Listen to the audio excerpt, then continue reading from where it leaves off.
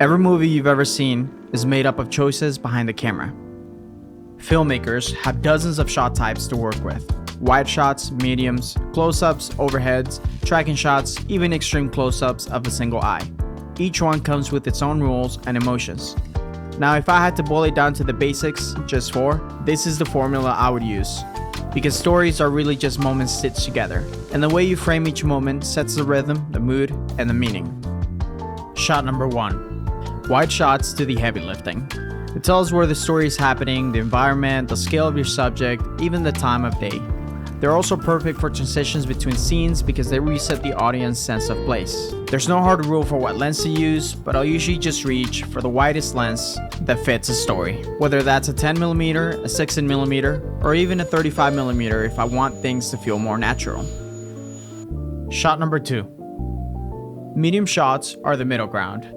For a dialogue scene or a talking head shot, you can frame yourself to be just below the chest and right above your head. Close enough for detail, but wide enough to show the environment that you're in. I usually reach for something between 35 and 50mm on a full frame camera. It keeps the subject clear, but still shows enough of the environment to feel grounded. This shot is great when you want balance. Not too distant, not too intimate. It's perfect for everyday actions. Riding, sipping coffee, walking through the street, because it feels natural and human.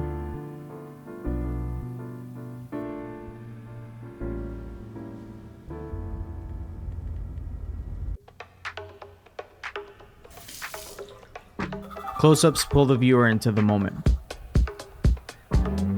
They cut out distractions and focus on the details that matter most. A tree branch swaying with the wind, the reflection in a freshly cleaned picture frame, or the expression on someone's face. For close-ups, I like to use a 50mm or 70mm focal length.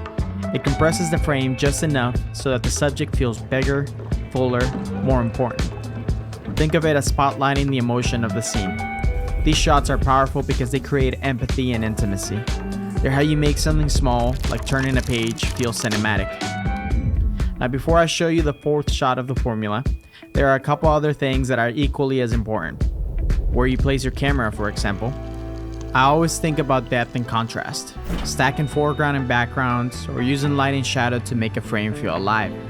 And it's less about what you shoot and more about the perspective you choose to see it from. This allows you to use the formula but expand on it by getting creative. This is also commonly where you use something like a C-stand for an overhead shot, or even a drone for an aerial shot. But the truth is, even small adjustments like tilting your camera down from a staircase or framing through a doorway can give you the same sense of scale. It's all about training your eye to find angles that feel intentional, so every frame tells more than just what's in front of you. A couple weeks ago, I was packing for a trip to New York, but while planning to film in the city, I realized, wait, you can't fly a drone there. That's illegal. That's where Storyblocks comes in. They're my go-to when I need the shots I can't get on my own. With Storyblocks, I get unlimited downloads of diverse, high-quality media for one predictable subscription cost. Seriously, everything's in one place. 4K and HD video, motion graphics templates, stock images, you name it. Maybe you're looking for a sunset shot with the New York skyline, a time-lapse of the city traffic, maybe you need a couple, or maybe some shots of some snow. And the best part is that there are no hidden fees. You can pick a monthly or annual plan, and that's it. Having an unlimited source of content means I can test, experiment, and create more freely without stressing about budget or copyright. I've actually been using Storyblocks for almost 5 years now, and apparently I've downloaded over 800 clips. It saved me so many hours, especially when I need to move fast.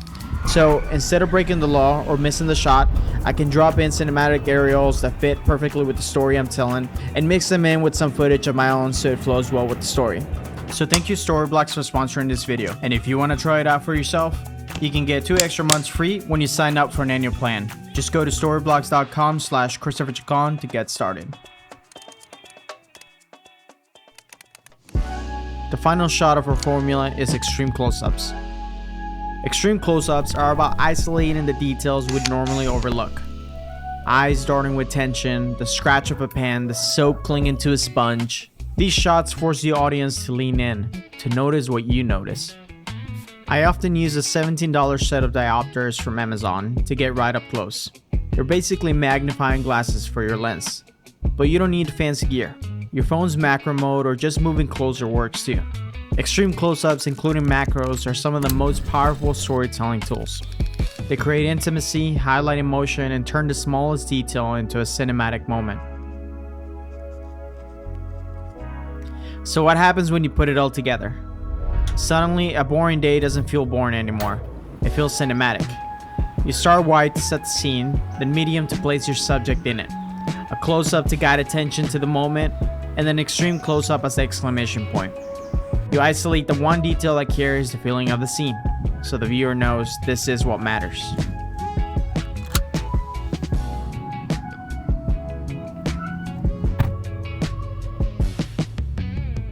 Making life cinematic isn't about waiting for exciting days.